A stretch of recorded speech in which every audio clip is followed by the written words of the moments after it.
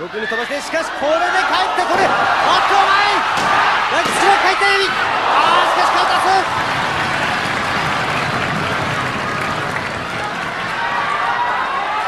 消耗戦を45分続けてまだあんな動きができるず、おっと誰もに変えた。またもやジャパニーズオーシャンサイクロン、スープレックスホールドにいった。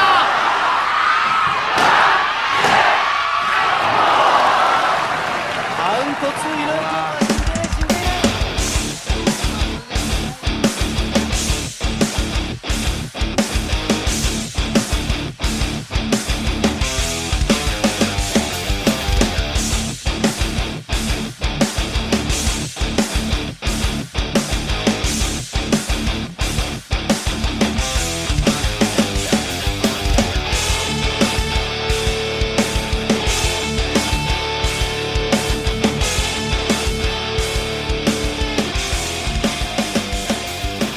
Welcome to Last Match Standing, the podcast where we review, relive, and rank the greatest wrestling matches of all time. As always, I'm Spenser. I'm coming to a cyclone in the Japanese Ocean. And today, episode 68 from May 7th, 1995, the Kurukan Hall in Tokyo, Japan. It's AJW G Top Second event. Manami Toyota defends her World Women's Wrestling Association World Singles Championship. Good job. Yeah, 3WA. There you are. I love how it's shortened to just the 3WA championship. I had to say the whole thing at least once. She is defending that championship against Kyoko Inoue. And let me tell you guys, this match, bonkers top to bottom. Insane. Oh, yeah. Insane. It's crazy. Paul, it is our return to Joshi on the pod. How do you feel, man? Joshi is back, so I am happy. Yeah, absolutely. Episode 68, it's been a really, really fun season for us so far, guys. Had some really, really good matches. We just covered Andrade and Gargano in our last episode, right? So plenty of good stuff. And something that we've been doing that we've really enjoyed are these last patron standing trivia episodes that have been on our Patreon with some of our patrons that we've been recording. You know, we love doing trivia as often as we can. And so what we want to do is bring some of that to you guys throughout the course of this fourth season for us as well. So what you'll notice in a few weeks is they're sort of dispersed in between our regular episodes. We'll drop some trivia your way on the main feed just because we want you to hear it. You know, our patrons put in a lot of work with this season 2 of our last patron standing series, and we would love for you to hear some of that stuff. So be looking for that soon. As a reminder, if you are not following us on YouTube, like subscribed to our YouTube channel, we release all of our main feed episodes on YouTube as well. And so definitely there's a way to listen to our podcast if you are looking for a new way to do it. Obviously, all of your favorite podcast places are great as well. We would love for you to review and rate us in any of those places as well. Definitely reach out to us on Twitter and Facebook at Last Match Cast. We've had a lot of really, really fun interactions lately with some new listeners, including some that have sent us emails at lastmatchstanding@gmail.com. So all that to say, a million different ways where you can interact with us, and that is by far the best part of what we do. So lots of good stuff coming for the rest of season 4, but I don't know if it's going to get better than what we've got for you today. It's going to be tough to beat. Talk about matches that have been thrown at us. Like, why haven't you done this? Why haven't you done this? Talk about some of the greatest wrestling to ever come out of Japan or the world. You got to talk about Manami Toyota. Yeah, and so, we have been super, super grateful to have Toyota on the pod before, right? Like, to be able to cover one of her matches has been really a pleasure, but to cover another one of her matches here, it cannot be understated, her impact in professional wrestling. It really, really can't.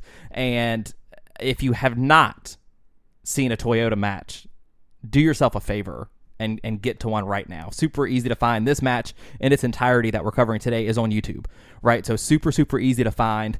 And, it's really, I think, would expand your mind in terms of who you think are some of the greatest wrestlers of all time. Because and what you think, I mean, I've seen some of her stuff sort of makes me reevaluate what wrestling can be. Absolutely. Yeah, 100% agree with that. That's a great way to put it. That's a great way to put it.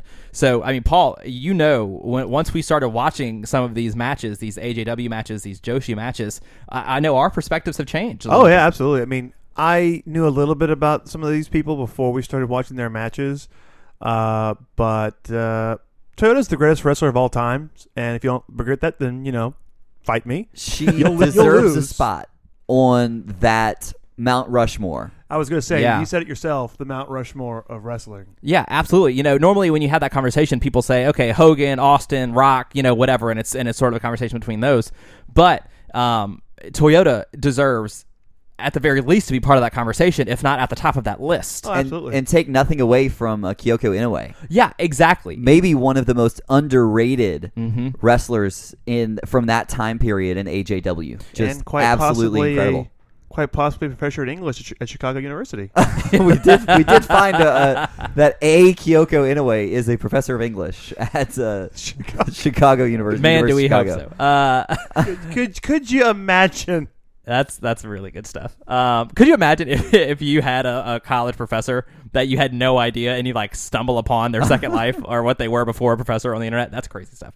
But something before we get into sort of the build, what I want to talk about is this championship. And I said it once, right? So I said it's the World Women's Wrestling Association World Singles Championship. And most times it's sort of referred to as the 3WA Singles Championship. And it's what Toyota has coming into this match. It's what she's defending. And something that I love about the presentation of this match is even though Toyota and Kyoko don't necessarily have this blood feud happening. It's not super personal. They're not talking about each other's families or whatever.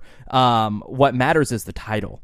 And what matters is the championship they're fighting for. And honestly, there's not much more prestigious of a belt in professional wrestling at this point than the 3WA Singles Championship, right? This is a belt that goes all the way back to 1937. So nearly 60 years before this match takes place. The first holder of this belt was Mildred Burke. She held it for 7,238 days. Eat your heart out, Bruno Sammartino. Now, after Burke decided to release her grip that was so tight around the belt, some of the greatest wrestlers in the history of professional wrestling, not just women's professional wrestling, have held this championship. And none, obviously, to us at this point, more meaningful than Manami Toyota. 100%. It's just an absolute fantastic match. I can't wait to get into it. This match was match of the year in 1995, beating out such classics as Flair Savage, that their Great American Bash confrontation, and the Shawn Michaels versus Razor Ramon Intercontinental title match from SummerSlam. Yep. Fantastic the rematch. I mean, fantastic match. Just always in the conversation for if you're going to go back to the 1995 and what are you going to watch. This beat all that. Many call this the single greatest women's match in professional wrestling history. I'm inclined to agree. The athleticism, the stamina, and the spirit they bring is just unparalleled. One important thing to note here is not just the prestige of the belt going all the way back to 1937, but stars like Jackie Sato and Lioness Asuka, Bull Nakano, Aja Kong, they carried on that legacy. Yeah, I know. When you look at the lineage of this championship, it is a who's who, absolutely. And the thing that AJW did so well is they recognize that it's time for the next generation to come in and prove that, and just wrestling is always evolving. And so we need the next wave to come in and take up the Triple WA championship and move it to the future. And as great as any champion may be in their time, there's always another star on their way to the top. And that star in 1995 was Manami Toyota. Early on in her extremely impressive career, Toyota won her first title on November 18th, 1989, when she defeated Mika Takahashi for the AJW Championship. She defended the title 3 times, including one defense against future rival Kyoko Inoue. That being August 1st, 1990. 5 years before the match that we're covering today. Toyota's rivalry with Inoue would continue to build, and through incredible championship matches for the IWA Championship, All Pacific Championship, and the Triple WA Tag Team Championships. At the 1995 Wrestling Queendom event, Toyota would be defeated by Inoue in an attempt to capture the vacant WWWA Tag Team Championships. However, 5 days later, Toyota would go on to conquer the monster, Aja Kong, and secure her place on top of the mountain as WWWA World Singles Champion. With a victory over Toyota mere days before her championship win, Inoue rightfully has a claim to the WWWA World Championship.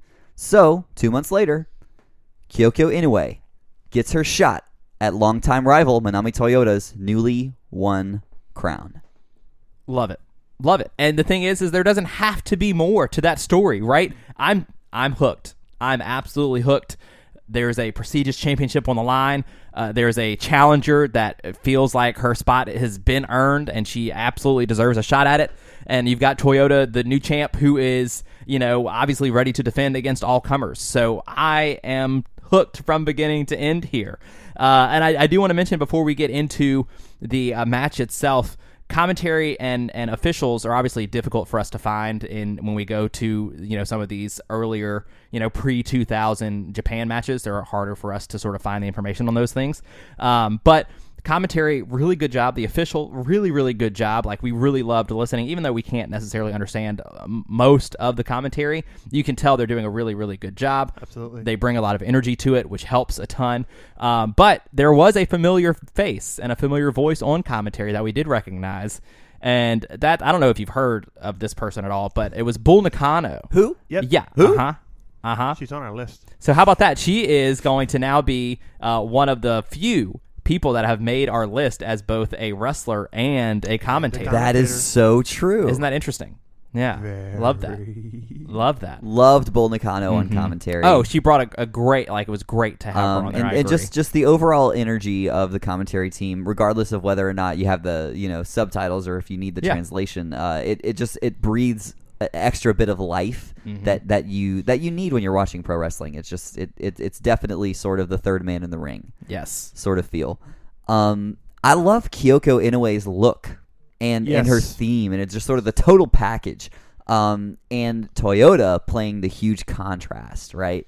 Toyota comes out with the black velvet and the sequins that goes up against the bright, vibrant colors and the face paint of Kyoko. But what's so interesting there is that, unlike how maybe your brain has been trained by watching a lot of, Western wrestling, that doesn't make Toyota necessarily the heel. She's not. Right? You know what I mean? all. Like, it's She not is- face versus heel, and look at this, the bright colors of Kyoko, and look at the evil Toyota. Like, that's not at all what This it is very much a face versus face match. The crowd loved both of these Oh, yeah. competitors, 100%. But I do absolutely love the contrast there between the two of them, even if it has nothing to do with face or heel. Well, I mean, obviously the crowd didn't have a true favorite, at least not at the very, very beginning. no. Look at the streamers for Kyoko Inoue. Amazing. Absolutely. I mean, Toyota got him too, but damn, Yeah. it was a lot. Yeah, I definitely bounce back and forth when I'm watching this match thinking, I think the crowd sort of, it might be 60-40, but I think they're leaning Kyoko's way a little bit for a lot of it. In the beginning, definitely. In the beginning, Toyota chants tend to happen in the second half of this match, right? So I sort of sway. But pretty split, I would say, in terms of, crowd favorite, which is awesome. I think that's really cool. Kyoko starts off this match by putting Toyota's flexibility to the test. And what a test it is. And will be tested throughout the course of this match. Oh my God. So this match, I don't think it's any secret at this point. If you've looked at the YouTube video, this is a 60-minute match. Yeah. And it is incredible what these folks are able to do in this 60 minutes. And they do, it's a relentless pace. Oh, yeah, it never stop. And the submissions of Kyoko Inoue are absolutely terrifying. So, I know you have the actual names of all these holds. I have my fancy nicknames for the holds. So the very first one she did, I dubbed the Inoue recliner, which is then transitioned into the Inoue recliner rear naked choke. Because holy shit, she rolls back into a chokehold. Yes. Oh, and I'm like, okay, it's gonna be that kind of match. Well, and she does a not your average Boston Crab. Yeah. Which she calls the torture crab. Yeah, that's the right word I would use. And torture is exactly the word I'd use, and so Toyota, immediately is getting stretched. She gets some drop kicks off early, and that's just absolutely a trademark of a Toyota match, right? Is those bell rings, drop kick, that sort of start that we've seen before. But I do want to be clear, like Landon said, this is a 60-minute match, and so the three of us are not going to sit here and go play by play, blow by blow for you. Obviously we'll be here for an hour. Recommend that you go take a look at this match. It is absolutely worth the time. It is very easy to get through because of the pace that they keep up the whole time. And what these athletes do in the ring for 60 minutes is, you know how I feel. If you've listened to this show for a while, you know how I feel about 60-minute time limits. And they're not my favorite. Mine either, but I wasn't thinking about that when I watched it. Right. It doesn't, I was actually shocked whenever we got that ending. Right, and so that's my point, is that it doesn't feel like we're just passing time to get to the time limit. Like, it doesn't feel that way at all. And I think that speaks to what the athletes do in between the ropes and outside. Absolutely. I mean, we're talking about how they started this off with these incredible submissions and sort of like a stretching contest. Yeah. But what you see is their incredible ring awareness, right? And so Toyota finds herself in these precarious positions, but she's able to find creative escapes by using the ropes, by rolling to the right side. And that continues to play out throughout the rest of the match. Oh, yeah. One thing I really enjoyed was Toyota goes for a Frankensteiner, and it gets reversed into the first of several power bombs in this match. Oh, yeah. Paul's going to have a counter. Yeah. We absolutely will have a That's counter. one. But it speaks to, not only do we have some of the craziest submission stuff going on in this match, but some of these hard-hitting suplexes and power bombs and things like that just on repeat for 60 minutes, like really, really good stuff. It's worth noting that it's definitely more than just, torture crabs. Well, it's the torture crabs. At one point, Kyoko's got the torture rack on. Yeah, then she drops her into a backbreaker from a torture rack. Oh, yeah. Yeah. And then the second time she gets the torture rack on, she just spins her out of it. And just throws her. It's just brutal. Yeah. I mean, the strength there, right? It's just really, really well executed and a ton of fun to watch. This is not necessarily, this next point I'm going to bring up is not necessarily like a high point of the match for me, but it did make me laugh. Because Kyoko is able to put on an Indian deathlock. Oh, yes. A young Triple H takes notes. That's exactly why I wanted to bring it up. Because then she drops back and she grabs the chin. She bridges into a chin. Yeah, absolutely. I was just like, Triple H. I was like, oh, my God, And so that's a Muda lock. That is from the great Muda. Exactly. And it's just really, really beautiful to see Toyota taking all of this punishment early on, has the crowd chanting her name right here in the beginning. And you see this look of determination on her face that I always mention in matches that sort of have that special flair between the two competitors in the ring. They bring this look of determination and a champion's sort of, this is my moment. I have the crowd behind me. I have to do this. One moment in particular I really want to talk about. Toyota does a butterfly suplex onto the ropes. She then traps Inoue upside down in the ropes and does 2 running drop kicks to the back. Yeah, and I've never seen this before. Paul, I'm glad you brought it. The way that she traps Inoue in the ropes. Upside down with her back facing the ring. She uses her leg. Yeah. You know what it looks like to me? It looks like a position that Inoue would have put on herself if this was an over-the-top rope battle royal as a way to keep herself from falling that is out of the exactly ring. what it looks like. You know what I mean? Trap my leg in the rope between the top and middle rope so I can't fall out. Exactly. Oh, wait a minute. No, I'm trapped here. One important thing I think we should bring up here in the early stages of this match, you see Kyoko having a lot of success when she's on top of Manami Toyota, out wrestling her and maneuvering her into submissions. When she creates that separation with the Irish whip, that's when Manami Toyota finds ways to make her pay. And Toyota hits a beautiful top, leaps to the top rope, and it's a beautiful crossbody. But remember that crossbody. because one of the things that I love about this match is, and I think we talked about this previously on the show, they've studied each other. And yeah, okay, maybe you got that on me one time, but next time you go for the same Yeah, it move, ain't gonna happen again. they know how to counter it. And I just love that storytelling. Oh, it's smart, right? It makes a ton of sense. Like, of course, I'm going to learn from what's currently going on in the match. I think, that's an overlooked detail, but it's one that adds to the storyline, and exactly like you're saying. There's just so much interesting stuff happening, and I wanted to sort of make a reference to this because Toyota comes off to me as the one that's the major high flyer of the two, but Inoue does not shy away from high risk moves. Right? There's an elbow drop that she does multiple times throughout this match, and every time I saw it, I thought Corey Constantine, actually.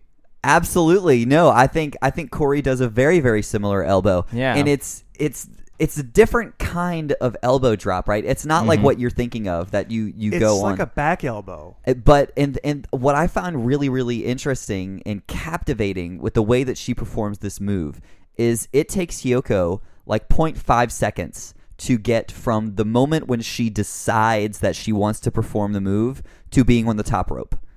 It is almost instantaneous. And just throws all of her weight back. And she just dives backwards with her elbow out. Yeah, it's almost coffin drop style. Yeah, that's how I thought it was the first time I watched it. And Spenser, you acknowledged here early on that Manami Toyota is sort of the hired flyer, sort of that's her style. And then Kyoko is going to lean more to the power moves, which absolutely. we have seen. And so with Manami Toyota's back clearly the target of aggression, Toyota makes a wise decision and zeroes in on Inoue's legs. Because think about it. Most moves that damage your back take some sort of power to perform. And if you don't have that good foundation, then how are you going to lift your opponent into all these different power moves? I loved it. And I love that these two are learning from each other. And I think what a lot of people remember about these matches are the top rope moments whenever they both go to the top, because they do some really, really phenomenal things. Kyoko, sensing danger whenever she sees Toyota head for the top, chases after her, wraps her arms around Toyota, and just nails a top rope German suplex. It's nasty. It's so amazing. One thing we all have to take note of is before that happened, they each trade pin reversals where they roll around the mat 10 times. It's really interesting because there's not, I wouldn't say, an abundance of pinfall attempts in this match. There's really not. I think as the match gets later, sort of in the second half of it, you obviously get an increased number of pinfall attempts, but I think they do a really good job of pacing out those pin attempts in the first half of the match, where really the only time you get a pin attempt is when it's a roll-up or sort of a small package or like an attempt at a surprise pin, rather than I just hit a move, let me try to pin you. So I think it speaks to sort of the respect they have for each other as opponents, that they don't think that this German suplex is going to be what seals the deal. Absolutely not. Yeah, absolutely. It's still early on at this point. And I think Kyoko does have that respect. And so it's at this stage of the game where she sort of clicks on and becomes like a thinking sort of wrestler. And she's like, okay, what can I do to outsmart the champion? And so what she does is she goes to the outside to create. So she's again creating separation, but in a more ingenious way. And she baits Toyota into a running drop kick and moves out of the way. She misses. And Toyota falls through the ropes, violently spilling to the outside. Toyota had all of her momentum flying towards Kyoko, who's not there. Nope. And so it's like, how do you protect yourself on that landing? How do you learn to fall off a 20-foot ladder? Right. You don't. Yeah. You hit the floor. And that's exactly what she did. That was the first time I'm like, all right, that's a bit much. that was the first of several moments where I'm like, all right, that's enough. And about Please. 15 minutes into this match, Manami Toyota hits her patented Japanese Ocean suplex, and that would be a double hammerlock bridging German suplex. And it's just gorgeous. If you've never seen it, go look it up right now. It only gets 2. And so she's like, okay, if I have to, I have to. Let's set up for it. The Japanese Ocean Cyclone Suplex, which is an electric chair German suplex. But Kyoko, at this stage of the game, is able to sneak out with a beautiful sort of spinning roll-up and a near fall right here, 15 minutes in. Yeah, and it's sort of our first reset. It's our first reset. I like to think of this match sort of in acts, almost. It feels like they're even though the pace is high throughout its entirety, I think there are very clear shifts between things, and I think this is the first one. There's a moment where Kyoko Inoue heads for the top rope, and Toyota runs up to defend against whatever's coming. And this is one of those really special moments where it's like, I don't think I've ever seen something like that in professional wrestling. She gets caught in a suplex and is dropped from a vertical suplex position on the top rope, just gets planted on the mat below with Kyoko maintaining her mountain in the corner. I just referred to it as a reverse superplex. That's exactly what it is. And it's just scary because just think of all the different ways that could have gone wrong. Mm-hmm. And how much strength that took for Kyoko Inoue. That was one of, I think, for me, that jaw-dropping moment. Absolutely. For the first time in this match. And at this point, we're well over 20 minutes in, So these athletes, this is already a long match. And to pull something like that off more than 20 minutes in, impressive stuff. And then we have what I can only assume was an attempt at a poison Frankensteiner. It's not exactly landed the right way, but it looks like it seriously hurt. Yeah, both of okay, them. So I do think that's an important thing for us to mention. This match is just incredible, but it's not perfect. It's not flawless, and I think that is important to note. There is this moment, and Paul, I think what they were going for was a reverse leg trap sunset flip powerbomb. It was really difficult to tell what she was doing. That's what it looked like as far as the setup.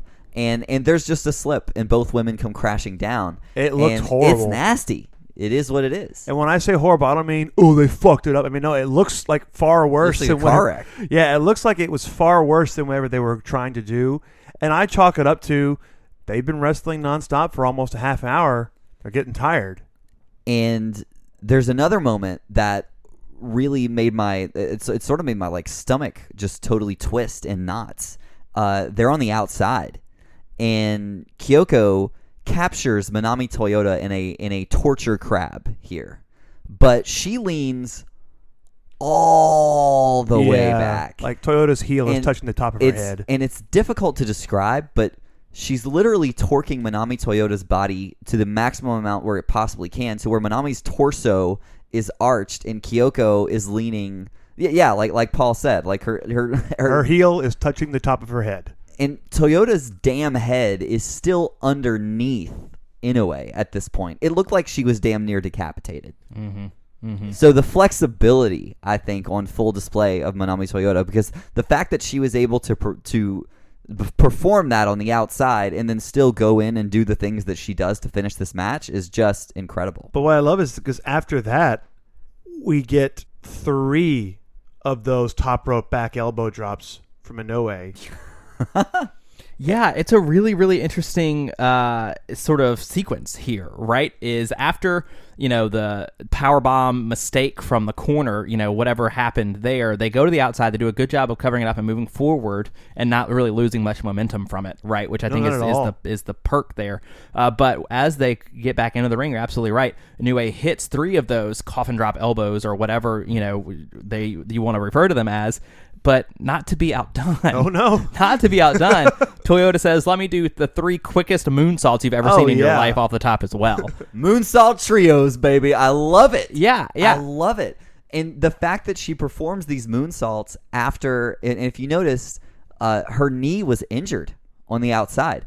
And she had it looked at. Absolutely. I love moments like this, right? Because, look, this is a 60-minute match. And they have the pacing of this match is relentless. Like, you would never know this was an hour match just by watching it if you're not looking at a clock. And so there's a moment where the trainers go and look at Toyota's knee, and they don't just look at it. they pop it back into place. Mm-hmm. And I'm hoping this was just kayfabe to buy time, and I think that's what it was. I really do too, because we're barely halfway through this. But it really adds something to me. It Like does. that just added a little extra bit of realism, but knowing, like, in my brain, I know it was probably done to give them a second to breathe. Yeah, because But it was creative. It wasn't just a rest hold. Yeah, because if they really were popping her knee back into place, that's where you start to question the how much is too much. Because if your knee was separated and you had it popped in place and then went for another half hour, I mean, don't get me wrong, I fucking love this match. But if that's what you're putting yourself through to entertain the fans, that is the point where I go, okay, you're giving us too much. Well, apparently not. She doesn't think so, because later in the match, Toyota hits a missile drop kick to the outside, from the top rope to the outside, and just lands flat on her back. Oh, yeah. Oh, the back, by the way, that's been worked over the whole match. And this is the point where the padding is removed from the outside, and then we get a couple of very, very stiff-looking scoop slams onto just the hardwood floor of Karukin Hall. Yeah, don't get me. I mean, correct me if I'm wrong here, but did we not get a pile driver? Yes, we do. Yeah, right. Onto that exposed flooring by Toyota. We get those pile drivers, and I was just like, "What? What is happening?" Oh yeah. This is coming. We just finished covering WrestleMania 23 on Last Mania Standing. Shawn Michaels does that pile driver to John Cena on the steps in that, and so I was just immediately flashed to that moment, and I was just like, "This is brutal." And pile drivers, as awesome as they are, there's a reason that for most instances we don't get them very often. Oh yeah. And then there's a amazing sequence where Inoue hits another power bomb. That's 2. Yeah. If you're counting, that's 2 That's so 2. far, as we're sort of a little bit past the halfway point in this match. Afterwards, Toyota shit cans Inoue, does that top rope drop That kick. is the technical term. Yes, does that top rope drop kick to the outside that Landon was referring to. Toyota then grabs a table, Oh, no. puts Inoue on it. We've seen how devastating a Japanese table can be. Yeah, the AJW. They make them a little different over there. I tell you what. She ascends to the top rope, does a splash, but it's Japan, so the table doesn't break. Yeah, It doesn't even buckle. It barely bends at all. Toyota bounces off. And I'm so happy that they're like, you know what? We're not going to do any more table. We're just going to move on to the next. Yeah. Yeah, well, about a half an hour in, Manami Toyota hits the Japanese Ocean Cyclone Suplex. It's her patented move. And what's interesting to note here is that she is a little bit, tired at this point. So she's not able to get the torque and the angle that you're used to seeing her deliver this move. She hits it, but it's like, she got it, but there wasn't a whole lot of sauce on that one. Right, so it just wasn't enough. And something I thoroughly enjoyed was Inoue tries to do an arm drag off the top rope, but once again, I think this was a botch because she goes for it and then just kind of falls, but Toyota doesn't. She just stands up there, and as Inoue is getting up, she just does a drop kick to the back off the top rope. And I'm sitting there going, if that was a botch, that's probably the best cover I've ever seen for a mistake in a wrestling match ever. Yeah. I mean, and that's, it speaks to the professionalism of the athletes in the ring. The fact that you have to wonder that, Yeah, because if something went right or wrong. Can you imagine if she had just gone with it? She would have landed on top of Kyoko. Exactly. Like landed on the back of her head. But she maintained her balance and said, all right, we have to keep going, and just does that drop kick. we're getting to some sort of crucial time in the match, right? We're a little over 36 minutes in once Kyoko drops kicks out of that finisher, so to speak, from Toyota. And so this is when the crowd is really amped up, and the crowd is worth noting in this match because they love what they're seeing and they are fully invested. And it's not like that's a move that you expected Inoue to kick out of. Oh no, not at all. So Toyota tries to go for it again. She tries to go for it again, and learning from the first time around, Kyoko is able to reverse it back into a submission. Okay, so yeah, she like drop toe holds her, and the first time I'm watching this, I thought she was going for like the Romero special, the Mexican surfboard, but no, she does trap the legs, and then she just gets like a double chin lock. Yeah, it's like a reverse Muda lock. Yeah, absolutely. And I'm just looking at that like that looks so painful. It does. And after this, Manami climbs up to the top, and it looks like she's setting up a superplex onto Kyoko. But Inoue is able to power out and hit a devastating power slam from the top rope. That just looked horrible. Just something you don't see every day. Amazing. Now, once again, I said that looks horrible. Not horrible as in bad, horrible as in that fucking hurt. Yeah. And we are approaching the 45-minute I mean, mark. you got to take that. You know what I mean? Like, that just hurts. That's a solid, like, 6 to 7 foot drop onto just steel and wood. But her mistake was to follow this up. She goes to hit the Niagara driver. And that is the setup for Toyota's flawless Manami roll. Mm-hmm. I love her roll. Yeah. So it's it is beautiful. the perfect counter to the powerbomb. It is. And I've never seen anyone do it quite like Manami Toyota. It's essentially like a reverse victory roll. And it works because, like, if you take that momentum, you're going down. you ain't gonna maintain your balance from that one. After this happens, we get a top rope belly to belly suplex. It's something that as we're sort of almost close to that 45-minute mark, and so stakes are getting higher. Time is running out, and you can tell Kyoko knows it and is trying to put Toyota away and win the championship. So she absolutely does hit that belly to belly throw over the from the top rope. That was she follows crazy. it with these short arm lariats, and that's for a match that doesn't have a lot of striking in it. Inoue is hitting those lariats, and that is sort of what she goes to when she's trying to regain momentum in this match. And you're absolutely right. She does hit for the first time that Niagara driver, that crucifix powerbomb, so to speak. It's a very like sort of crucifix sit out powerbomb maneuver. But similarly to Toyota's finisher, this time Toyota kicks out. Yes. And Inoue tries to go for that Niagara driver again. But this one is countered, and it leads both women back out to the floor. Well, and it's around this time where, we see Manami Toyota hit a beautiful suicide dive, and Toyota sort of shifts in her strategy, right? We're getting down to the nitty gritty in this match, and she knows if she's going to win, she's got to change up. She's got to change it up. And so once the count gets down to 15, she gets a diving moonsault, and I would have thought that would have been enough to keep her down. Because if you're at 15, you got 5 seconds to hit your moonsault and get in the ring, and that should have been it. But Kyoko finds a way to get back into the ring to break the count. Blew my ever-loving mind. Me too. I would have sworn that was the end. And then, gentlemen, we get the spiral Niagara driver. Yes. And if you're counting at home, that is 4. 4 power bombs. Which means they have tied Akira Hokuto Oh. for 4 power Wow. bombs in How about one that? match. And let's be clear here. The crowd is at a fever pitch. They think we're about to have a new champion. The official gets down for the count. 1, 2. Toyota doesn't kick out. She bridges. She bridges out. And I jumped out of my fucking chair. I was like, what am I watching? Yes.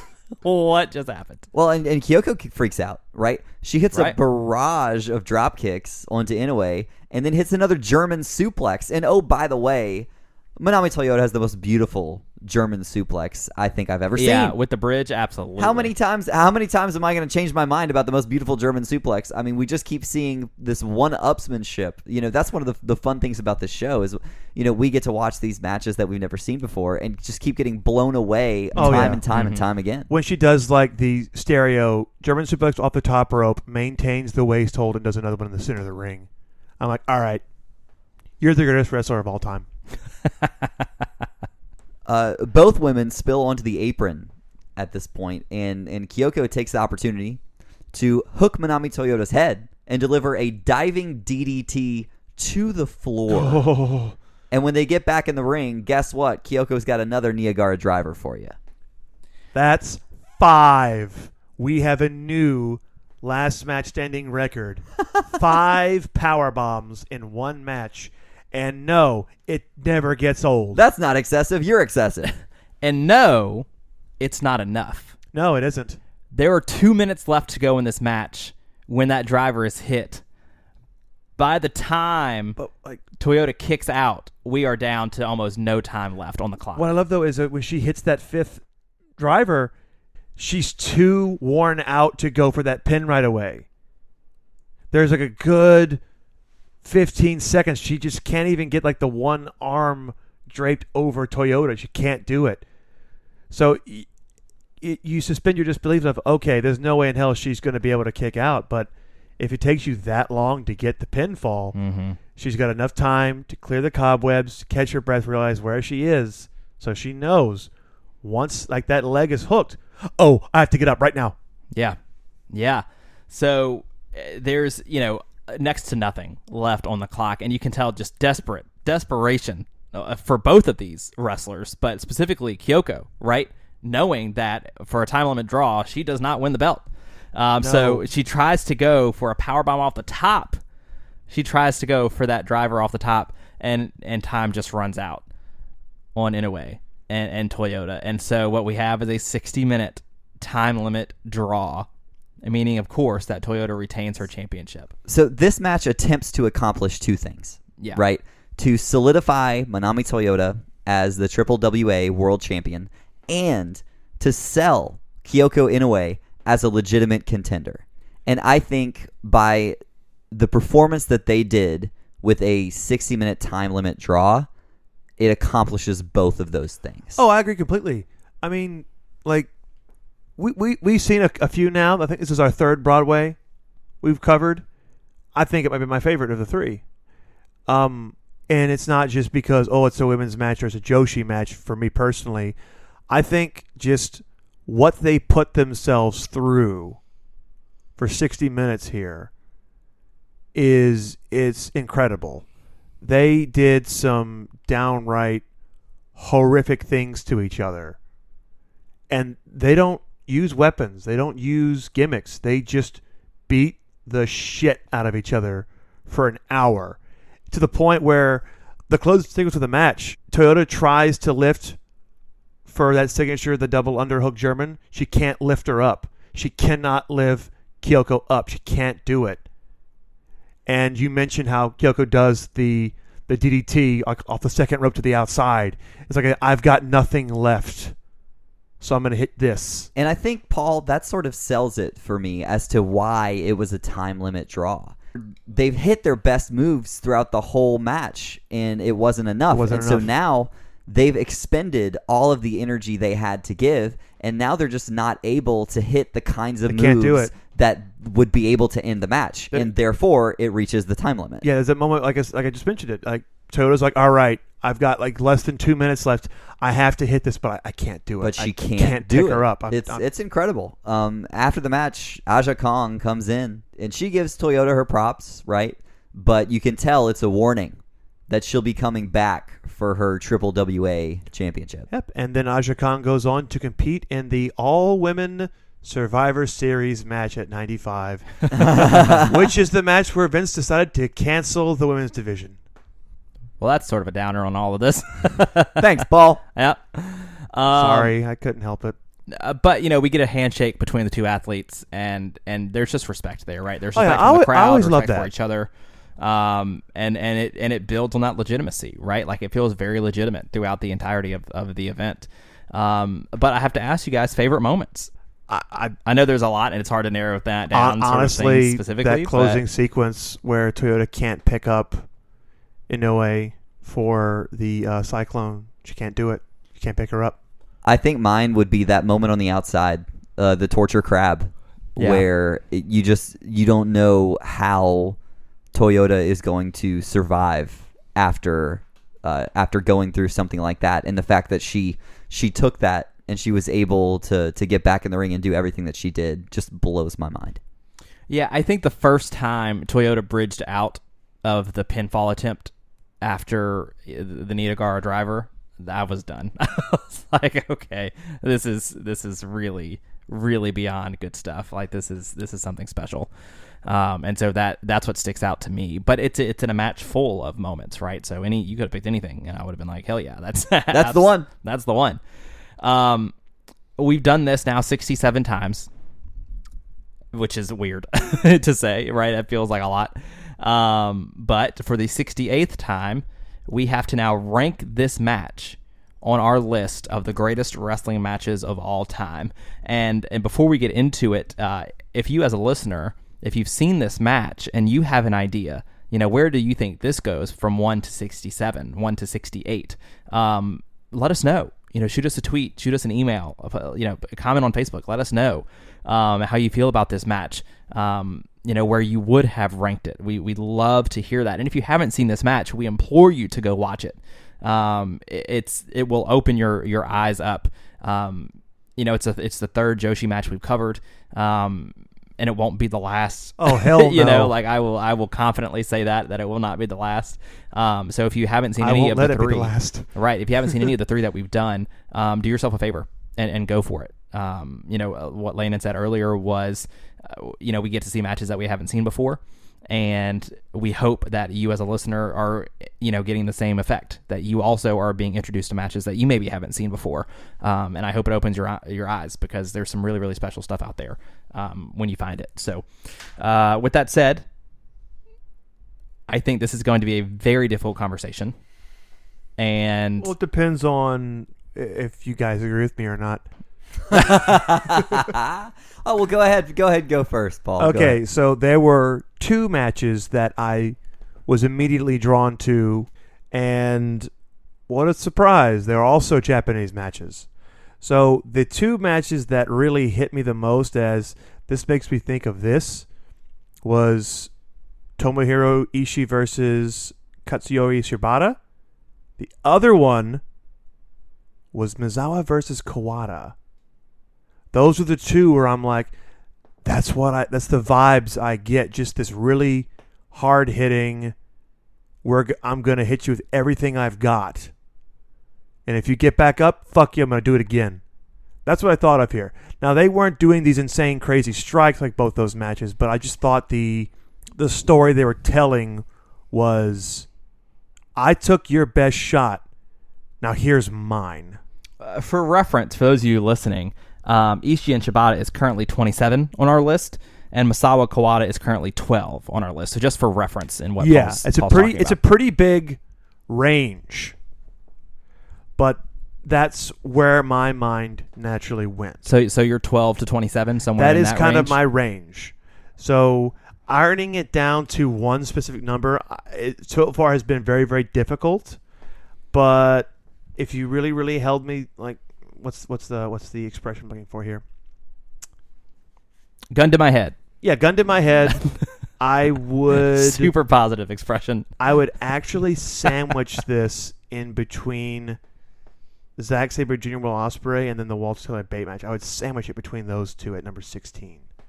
Okay, so Paul has given us sort of a range, 12 to 27, but also said 16 if he had to choose. Yeah, like I said, a gun to my head, knife to my throat. That is where I go initially. All the good visuals. Hammer to my foot. Hammer to the foot. I'm laying on a bed of nails. Staple gun to my toenails. Yeah. No. You have the bamboo shoots to my fingernails. I'm laying on the bed of nails, and you're about to drop a 45-pound weight on me. Like, that's the number I go to. Okay, what's some more torture devices we can think of? Yeah, listen, if you've got an expression that we can use here, you let us know on Twitter, Facebook. All right, Spenser, you have the rag over my face. Landon has the jug of water. This is horrible. And everyone who's got this podcast in their ears. Okay. Yeah. Waterboarding. High stakes ranking. This is what the show is missing, is the pressure. I was waterboarded for my answer. Landon. I need to start my ranking, or suggested ranking, by saying that I didn't love the lack of selling across the match. Right, there were times where Manami Toyota her back was really taking a beating, but then she was able to go through and do some really, really incredible things, and I just didn't see the selling as much as I wish that I did. It seems like there was an almost endless stream of offense in this match, which, although fun to watch, doesn't leave a whole lot of room for storytelling. At the end, it did seem like the reason neither was able to finish the other off is because they were just so worn down from beating their hearts out for a full hour, and I both love and hate that. So that being said, there were two extremely incredible competitors, and what they were able to accomplish in 60 minutes, I would venture to argue that it was more offense and more impressive than what we've seen in the other 60-minute matches that we've had on our list. Agreed. So my feelings are just like a combination of things, and so what that leaves me with is a really wide range. I think maybe the highest I would go is right where Paul said. Around number 16? Right at number 16, I think would be the highest. And maybe even below that, because I might put Cena Michaels, what they were able to do, over that. So maybe my highest would be underneath that. So like around 18? Around 18. Yeah, it's still pretty damn close.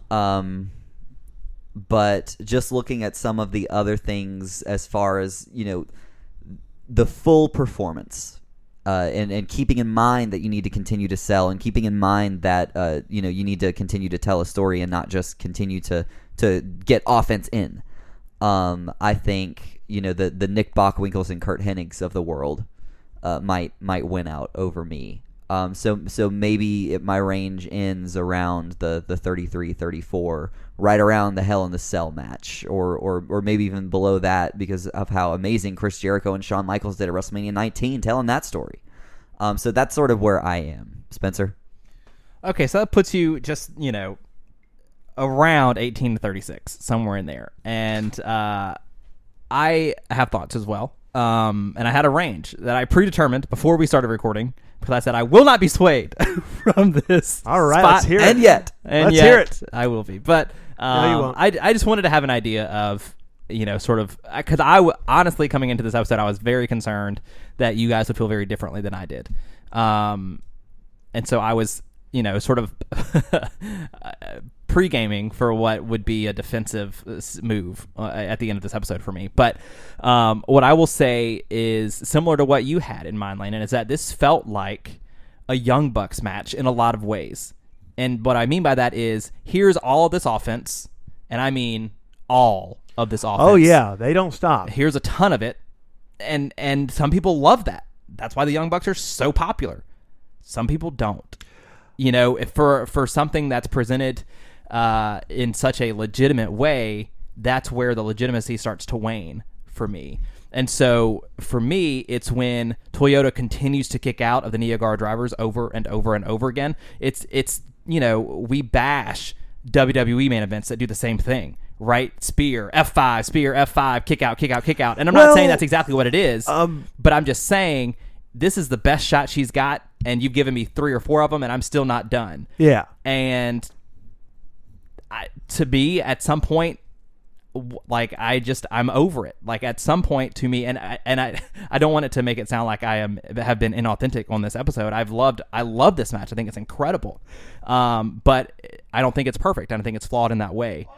And to not take anything away from the two performers, because they are some of the greatest athletes I've ever seen in a wrestling ring. The fact that they're able to do some of the things that they do is totally mind-boggling. And I fully understand the comparison to the Young Bucks, but when you sort of Spear F5, like they did a little bit better of a job than just doing 2 moves the whole time. No, yeah, and that's what it is. Yeah. But I get that. But I got that feeling a little bit too. On the flip towards the side, end.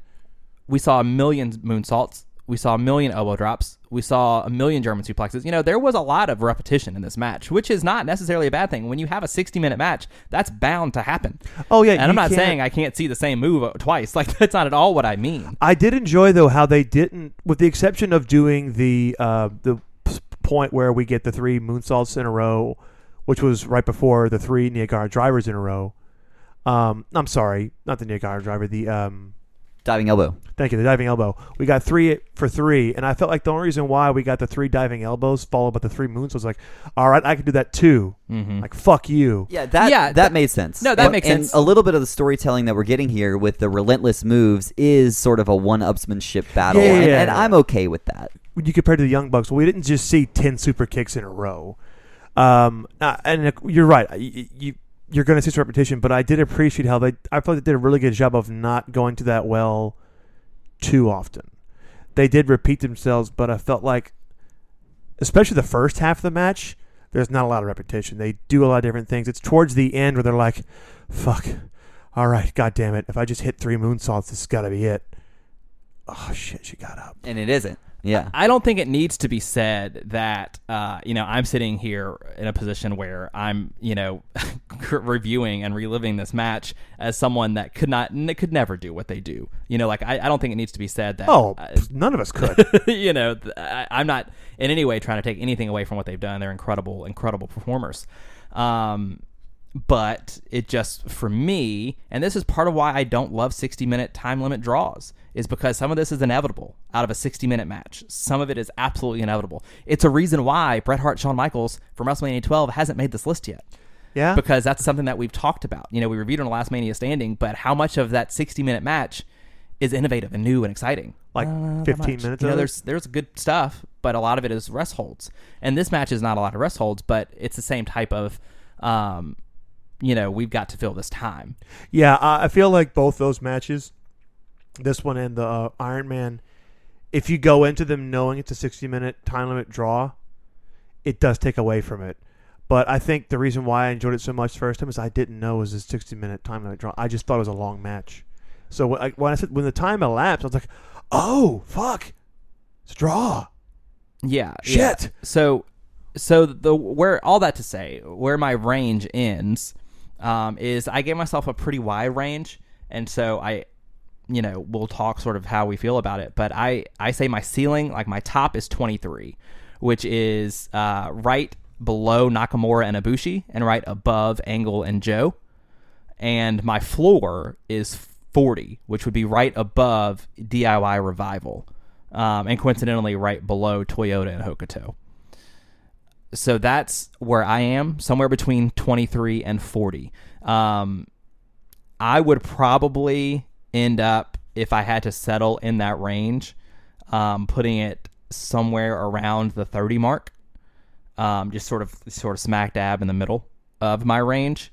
But that's sort of where I'm at. So the way things sort of stand now, Paul was 12 to 27, sort of sticking at 16. Landon 18 to 36, and I'm 23 to 40. So I wouldn't say that we're too far apart on this. No, not at all. But we need to come to a consensus. So number 30 would put it right, let's see, that would bump Kurt Angle, Chris Benoit down, and it would be right underneath Andrade Cien Almas versus Johnny Gargano. I'm not tied to 30. No, I'm not in love with that spot, because I do think that I'm not more... high enough? I would... Another Broadway on the list is staring us in the face right there at 32. You know what I mean? Bockwinkel and Hennig. Yeah, absolutely. And so how do we feel if you've got to watch these two back-to-back? Which one would you rather watch again? This one's more fun, but that one's more wrestling. Right. It's kind of hard to compare, and which is interesting to think about. These are two 60-minute pro wrestling time limit draws. They're also and they are night and day. Yeah, they're also nearly a decade apart. You're talking 86 to 95. It's 9 years. Yeah. And so going back to the top of Spenser's range, Nakamura and Ibushi, I mean, talk about storytelling masterpiece. I think, that one is light years beyond what this is trying to do as far as the storytelling. This is just, that belt is the most prestigious belt in wrestling. We're going to fight tooth and nail for it. Which I'm not knocking the story. There's just not as much going on. So I don't know. I'm kind of okay being in maybe the mid 30s. That is a little outside of Paul's range. So if we're looking at the mid 30s, if we want to try to convince Paul that that's where it should go, it sounds like you would put it below Bockwinkel Hennig, is what it sounds like. And so if we keep going down the list, Flair Michaels from WrestleMania 24, I mean, that match is story from top to bottom. Mankind, Undertaker from King of the Ring. I actually, I don't want to, but I probably would put it right next to the other Broadway and put it at 33. Yeah, that's what I was thinking too. I could do that. Yeah, I just think there's, Flair and Michaels and Mankind Undertaker is so much a moment and a memory. And it doesn't really touch what they were able to do in the ring Agreed. as far as a masterclass in what pro wrestling could be. Agreed. And the innovation that we saw in this match. So, yeah, I'd be comfortable with that. 33. 33. There it is. Man, yeah, it was challenging like I thought it would be, but I feel comfortable with that spot. If you agree with us, listener, awesome. Love to hear that. If you don't, awesome. Love to hear that. Definitely let us know how you feel. Tell me I'm an asshole on Twitter. I get it all day, every day. I love it. Yeah. That's at Landon Corbin on Twitter. Is What was the one you sent me the other day? The guy's like, I'm a crybaby, apparently. I'm like, all right, fine. I'll take that. That means you're listening to the show. So, we love all the feedback, good or bad. We want to hear it, and we want to know how you're enjoying listening to Last Match Standing, because we love putting the show on for you. And if we can improve this experience for you in any way, definitely let us know. But that's episode 68. We've got episode 69 coming up next. And no, we're not reviewing a Val Venus match. And then we'll be hitting the midway point of season 4. So awesome stuff coming up for you guys. Some trivia, like I mentioned earlier on in the episode. But the best is yet to come. So until episode 69, I'm Spencer. I'm Paul. I'm Landon. And this is Last Match Standing.